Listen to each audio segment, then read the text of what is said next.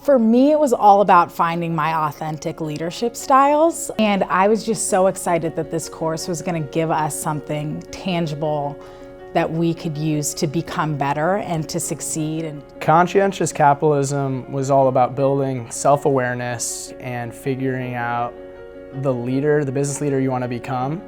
Everybody wants to be here. We are all excited to come on Tuesdays and Thursdays. Yay, it's Conscientious Capitalism Day.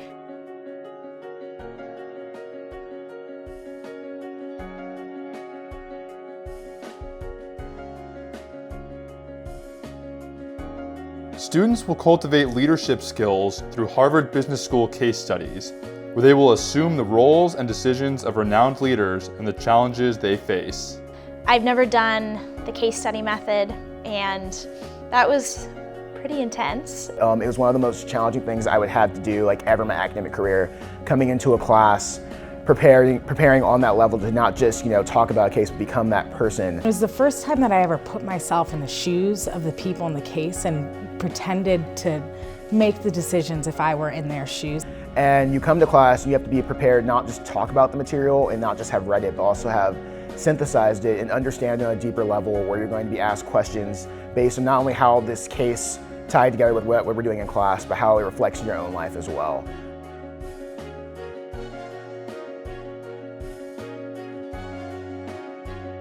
Students will learn the personal stories, successes, and challenges directly from successful and conscientious leaders in today's business world. So John Donahoe, the ex-CEO of eBay, came in and spoke on the second week of class. And one thing that will always stick with me was his phrase of investing in yourself. Admiral Eric Olson, who was the former commander of the Navy SEALs and U.S. Special Operations Command.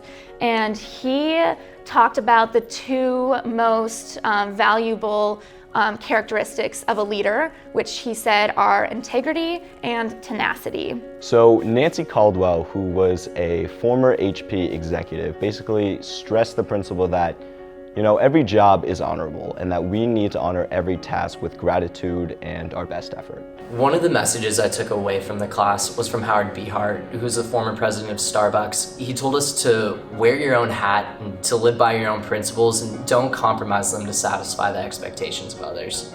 David Crane, the Google Ventures CEO, he was a ball of energy and the most authentic man I think I've ever had the chance to meet.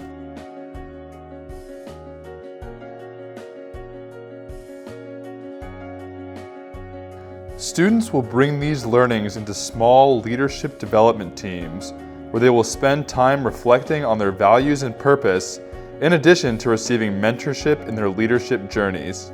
The digging deep into who I am as a person, looking back at my life journey and the lessons that I learned from that, and really questioning, how did I get to where I am? What made me who I am? What today, sitting here, are my values? What is my purpose? How can I live out my purpose in what I do every single day in each of my relationships and my future career?